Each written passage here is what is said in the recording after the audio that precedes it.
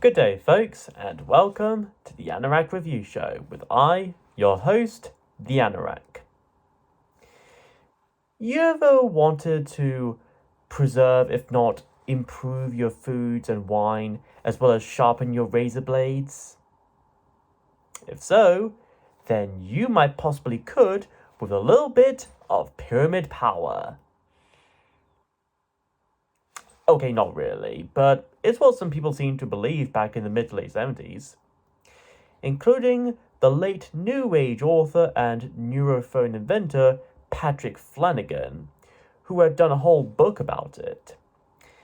And as you can imagine, when it comes to pseudoscience like this, there are bound to be those who are rather skeptical of this whole shamir, and end up being in the right, of course. And one of those people, funny enough, happened to be Alan Parsons himself. To recap, I covered the debut album of the Alan Parsons Project, Tales of Mystery and Imagination, a musical adaptation of various stories and poems written by classic horror writer Edgar Allan Poe, as well as the subject of my 18th episode. Then last year I covered the 1982 album Eye in the Sky, which featured beloved tracks such as Silence and I and Old and Wise. Like most of the other project albums, this too is a concert album based and centered around a general theme and source material. So while Tales of Mystery and Imagination is based off Edgar Allan Poe and I, Robot is based on the classic sci-fi stories of the same name by Isaac Asimov, this album is of course based around the phenomenon of pyramid power. So let's jump into the Alan Parsons Project's 1978 album, Pyramid. The cover is once again pretty good, once again designed and done by the genius of hypnosis. This features who I presume to be Alan himself, emerging from bed and enveloped in this strange static rupture while being surrounded by all sorts of some strange bits of pyramid paraphilia, including one of the actual pyramids of Giza, and if you were to look, even the Patrick Flanagan Pyramid Power books that I mentioned earlier. Plus, he does seem to be in much pain from all that energy erupting from him. Or maybe he's just face-palming upon learning that Disney are still going ahead with that weird Snow White remake, if I can even call it that. Wouldn't say my blame in that case. The pyramid power imagery is continued inside the gatefold, showing off a few bits of maths and schematics, and possibly reusing imagery and photography from the promotion for Pink Floyd's Dark Side of the Moon 5 years prior. So yeah, if you wanted more pyramid power, just surround yourselves with all sorts of drawings and photos. At least that's what seems to come across from this. But anyways, on to the music itself, shall we? As tradition with most Alan Parsons Project albums, we begin this one with an instrumental track, Voyager. Not to be confused with Daft Punk's own instrumental track of the same name from their Discovery album. And like many of their opening tracks on records before and after, this one is certainly fantastic in setting the mood for the album and beginning the journey that we're about to experience. This also happens to be the shortest song in the record, up to about 2 minutes and 24 seconds. Most of Alan's associates would return to play their instruments here. Ian Bearson on guitars, Stuart Elliott on drums, Eric Wolfson and Duncan McKay on keyboards, and David Payton on bass. And interestingly enough, most of those individuals, aside from Eric, would be involved in many of Kate Bush's songs and albums. Go figure. If only Alan Parsons and Kate Bush ever did any collaborative effort, that would have been amazing.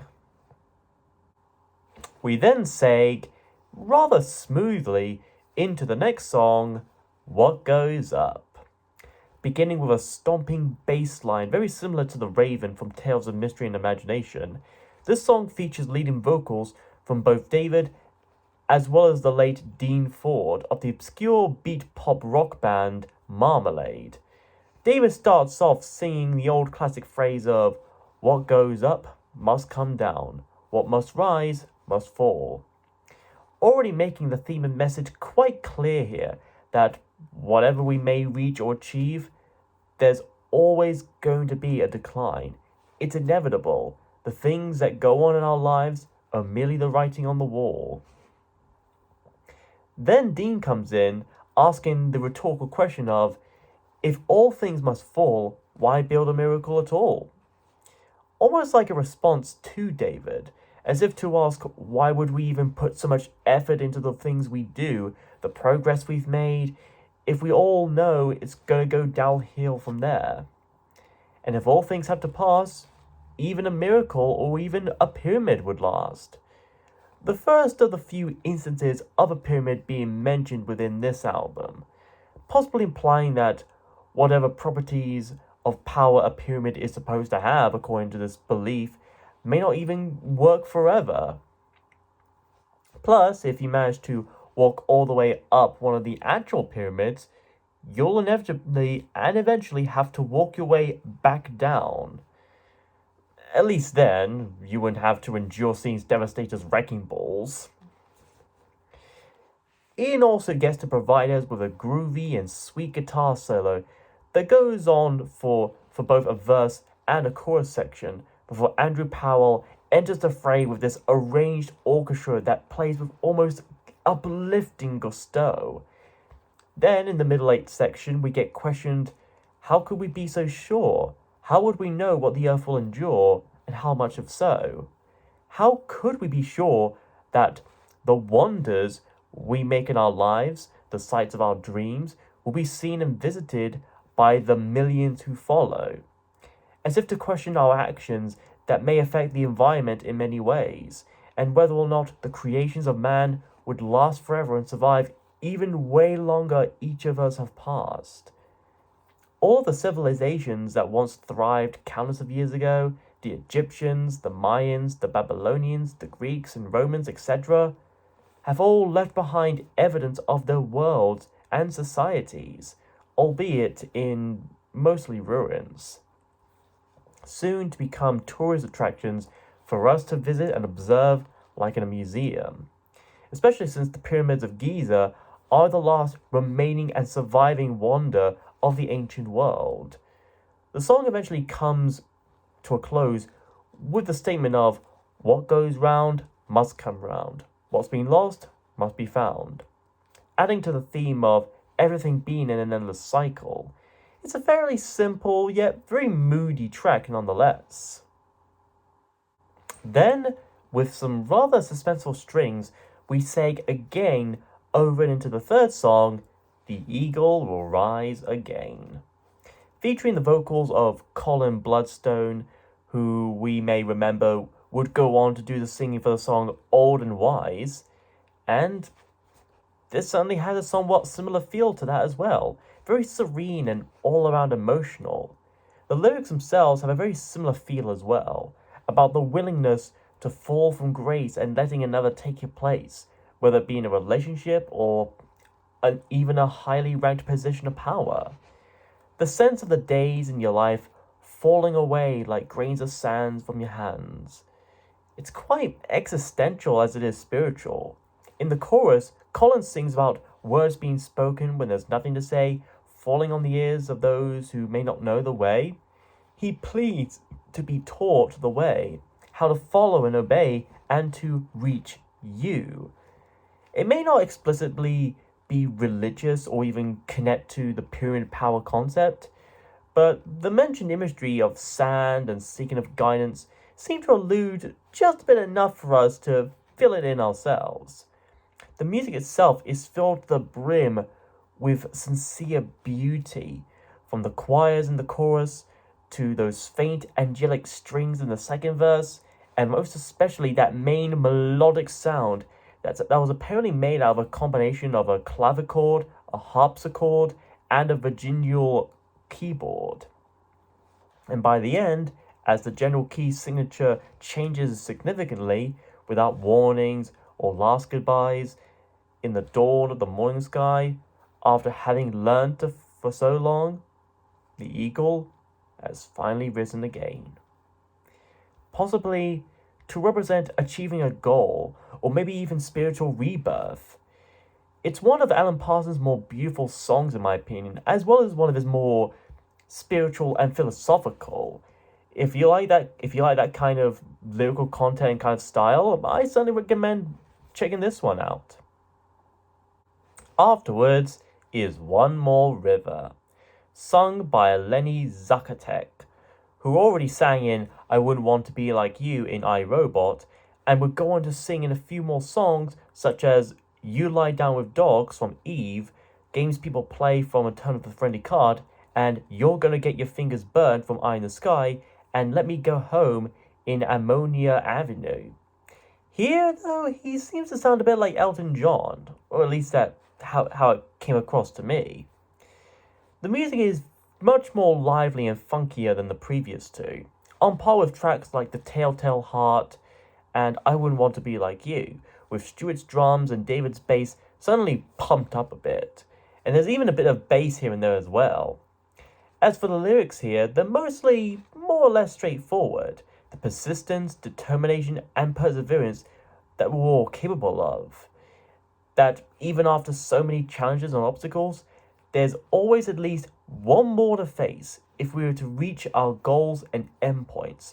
One more river to cross, and we should never turn or hold back now or ever. The verses are performed with such urgency and a hint of pressure, while there are brief moments of cleansed clarity when Lenny sings about one more mile and one more road, one last bridge and one less load, giving off this feeling of being so close to reaching somewhere, still a bit far but close enough that it's in plain sight. Then we get that fantastic saxophone solo from Phil Kenzie, who also worked with the likes of the Beatles and Eagles, among many other artists and bands. His solo here is certainly on par with Dick Parry from Pink Floyd's Money and Rindy Ross on Quarter Flash's Heart in My Heart. In a way, One More River is kind of like a motivational song, and a pretty good one of that, and underrated. I wonder if anyone ever listened to it while studying, working out in a gym, or just exercise in general. Side 1 ends as we sag into Can't Take It With You, with Dean Ford return to sing here full on. This time sounding a bit like David Bowie, or at least that's the kind of vibe I picked up from this. This one is much more laid back and groovy compared to the prior track. However, the lyrics seem a bit more bleak, at least in implication. Dean certainly seems to sing as a character of sorts, a self-proclaimed humble servant, obeying orders, a simple soul like you, with a simple message here for you.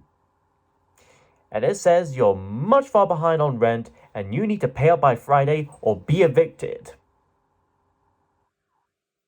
Harsh and brutal, yes, but still. Dean knows you're very persuasive and have good reasons, and there are things you've got to do, but he's heard it all before. The boatman's getting restless as he stands upon the shore. He won't be waiting as he's leaving here with you. I mean, seriously, he already arranged the time and reservations for the date in that new fancy restaurant.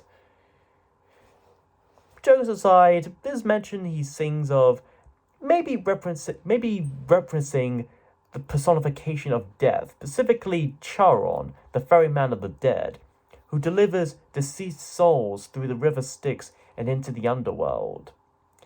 Then in the chorus, he stresses that you can't take it with you to the place you're going to, no matter what you do. Who knows what it is supposed to be exactly? maybe a worldly possession, your physical body, your iPhone, whatever the case, it seems to be that this place we're going to is pretty much the afterlife itself.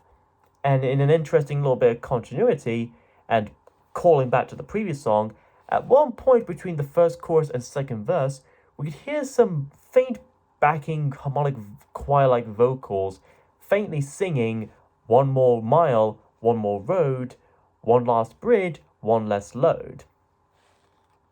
So perhaps not just an echo, but also an antithesis of sorts. The moment you finally reach the place you sought after, you then come to learn that you're carrying something that you may not be allowed in with. Kind of like having deodorant in your suitcase at an airport. How was I supposed to know? Now, how One More River and Can't Take It With You may relate and connect to the overall pyramid concept is quite vague, and are probably intended to be left to listeners' interpretations. Perhaps One More River could be about an adventurous individual seeking out the ancient pyramids, even crossing the River Nile to get there. And Can't Take It With You could very well have that very same individual dying and slipping into the world beyond. The afterlife is pretty much a big part of Egyptian mythology, after all. And what bigger evil could there be in this world much greater than ancient Egypt? Curse those fools. Whew. So yeah, Can't Take It With You is an easygoing track, even in spite of its existential lyrics. Side 2 begins with In the Lap of the Gods. Not to be confused with the Queen song of the same name, though both are likely named after the old saying, meaning if a situation is in the lap of the gods, it means whether it fails or succeeds or otherwise will depend entirely on mere dumb luck or things that are outside one's control. Anyway, like Voyager, this is another instrumental song, and boy, it might just be one of my favorite instrumentals yet, whether from Alan Parsons or in general. A lot of that is because of the variety of moods and instruments utilized, as well as its build up and payoff, starting up with some chiming bells and a mystical flute, and eventually developing upward from there, with drums, guitars, a full-on orchestra, strings and bass and everything. And by the time it reaches the climax, it goes from slow, heavenly and melodious to eventually fast and dramatic and symphonious, and before going out an epic chord. It's almost like boss battle music you'd hear in like a Final Fantasy game or something. I don't even know if I can actually properly describe this track. It's just something you'd have to listen to in order to believe in it, to feel its size and scale. Next is Pyromania, or Pyromania. The closest we'll ever get to a title track on this album, featuring the vocals of Jack Harris, who also provided lead vocals for the song Day After Day, The Show Must Go On from iRobot. This is probably the one that sticks out among the overall album in general, mainly because it's actually explicit about being about the pyramid power. Also, while the songs up to this point are mostly dramatic, this one is somewhat quirky in sound and style, almost like something out of Devo, with its very jaunty keyboards, as well as Jack's almost falsetto vocals and the tongue-in-cheek lyrics. And speaking of the lyrics, the song is definitely about the very idea of pyramid power, and it openly mocks such an idea. In this, Jack sings as an individual character who seemingly believes in, or is at least somewhat convinced by, the power of pyramid, obsessing over it to the point of having pyramids in his head and one underneath his bed, even when his lady gets cranky, immediately followed by what sounds like glass breaking. Maybe that's actually why she's cranky, because his geezer keeps slipping over and dropping her fine wine glasses. Because he keeps getting lost in the thought of pyramids. If he likes pyramids so much, why doesn't he just marry them? Or maybe he'll do dirty fan arts on DeviantArt, I don't know. Or Tumblr. Every possible location has a simple explanation, and it isn't hanky panky. However, it's more likely to be Mr. Hanky. Howdy ho! In the chorus, Jack mentions reading somewhere in a book that a pyramid can improve all your foods and wine, make everything you've gotten taste pretty fine. No doubt he's obviously referencing Patrick Flanagan's Pyramid Power book again, like I said, appears on the cover. So in a way, the album artwork is basically a visual representation of this song in particular. May not exactly explain what the blue weird static thing coming off is in though. But instead, all he ever gets is a pain in the neck and a yap yap yap yap yap yap yap yap. Kind of describes my mum the more I think about it. In the second verse, Jack goes on to consult all the sages that he could find in the Yellow Pages, despite there not being very much of them. Probably because most of them don't even bother to have phones or contact numbers, maybe. In the second chorus, Jack tells us that someone in the know can be sure that his luck is as good as gold, especially if you fold $1 into the shape of a pyramid like the one printing on the back, referencing the Eye of Providence. Insert Illuminati joke here. Now, I'm sure that might have worked for American dollars. I have to wonder if that too could work just as well with British pound sterling notes. Well, I'm sure it might have back when they were made out of actual paper, but nowadays with polymer, it doesn't exactly have that very same effect anymore. Jack then claims that with a pyramid and a little bit of luck, you can keep the edge of a knife, blade, or razor as sharp as an eagle's eye, maintaining or even improving its sharpness. You could also supposedly grow a vertical straight hedge up 10 feet high. However, said hedge would still be incredibly thin, although Homer Simpson could still do his classic backing into bushes meme. But let's not beat around the bushes just yet. After all this, we get into a little instrumental break and one last chorus before it ends. So, yeah, if you have a soft spot for the more upbeat, surreal, and all-around quirky bits of old-school music out there, I think you might get something out of this one.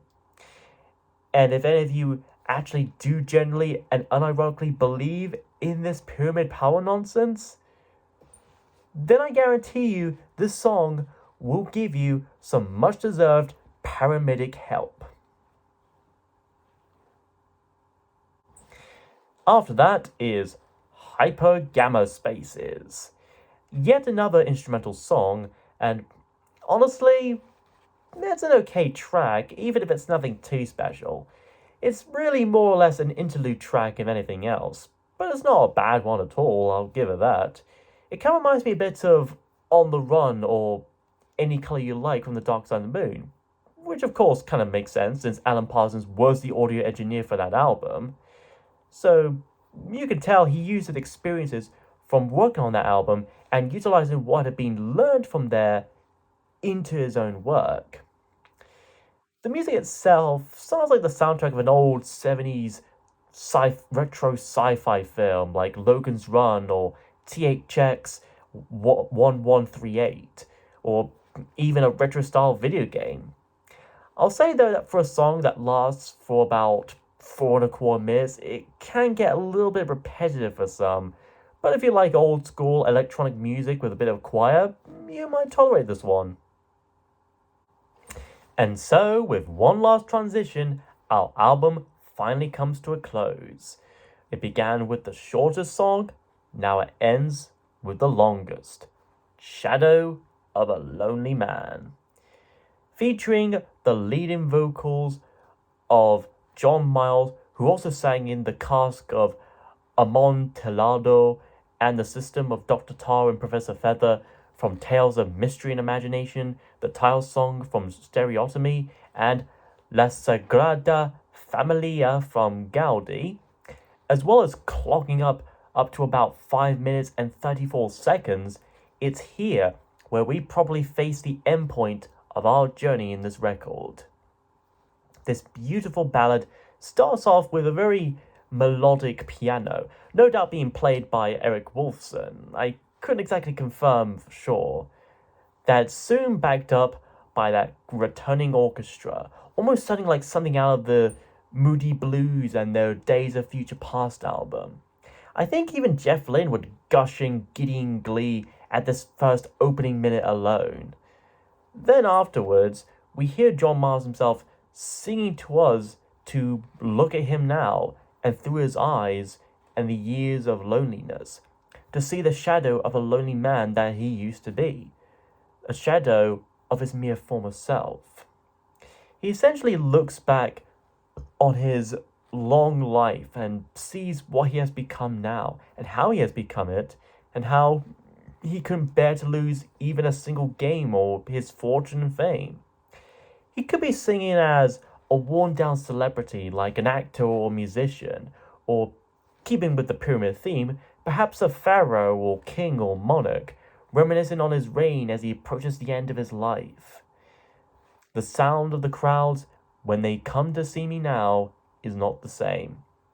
I mean, they mostly now cough, yawn, and snore. I never had that happen before now. And the gist of it all is that I can't recall my name. I happen to have chronic amnesia. So yeah, this song certainly seems like the opposite end to What Goes Up and Equal Will Rise Again, as well as the predicted and inevitable conclusion in which the Voyager, or Eagle, was heeded the warning that whatever goes up will eventually come down. But while the Eagle would soon rise again at some point in this endless cycle, the Voyager has pretty much given up on it all, foolishly believing the supposed pyramid power talk had led him nowhere, and now he remains a lonely man. So, quite the downer note to go out on. But anyway, that was Alan Parsons' Pyramid, and it's pretty fine. It may not be as grand and majestic as Tales of Mystery and Imagination or I, Robot, but it certainly comes close. Many of the songs here are just as memorable in one way or another. Tracks like What Goes Up, One More River, and In the Lap of the Gods are definite highlights in my opinion. If I were to nitpick, is that aside from What Goes Up and Pyromania, a lot of the songs here don't have much explicit interconnection into supposed pyramid power concept and theme that the album was seen to be going for. But as I said earlier, I suppose that was kind of deliberately left open for listeners to interpret, to let our minds fill the gaps and put the pieces together. So if you like the first two Alan Parsons Project albums, as well as his contributions to the likes of Dark Side of the Moon and Atom Heart Mother, I highly recommend giving this a listen, whether it be on LP, CD, streaming, or however else. And who knows, maybe you'll learn from this on how to use a bit of pyramid power. Though probably not. It's still pseudoscience nonsense. Next time, we're going to be swinging with the Sultans as we look at another self-titled debut album by another beloved rock band of the 70s and 80s.